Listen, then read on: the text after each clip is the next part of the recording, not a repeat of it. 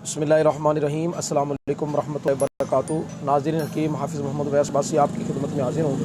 उम्मीद करता हूँ तमाम दोस्त अहबाब खैर वाफियत के साथ होंगे। दोस्तों, मुख्तलिफ़ किस्म के नुस्खा जात जो हैं वो मैं आपके सामने शेयर करता रहता हूँ। तो एक दोस्त ने कमेंट में मैसेज किया था तो कि रात को सोते वक्त राल बहती है।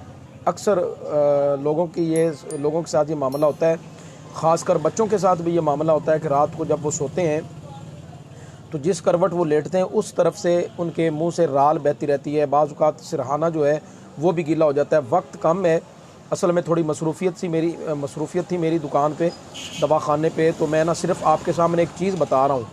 हाँ, इंशाअल्लाह ताला जो भी होगा मैदे का प्रॉब्लम, इससे इंशाअल्लाह ताला ख़ास तौर पे मुंह से बहने वाली जो राल है वो ठीक हो जाएगी। ये देख लें आप,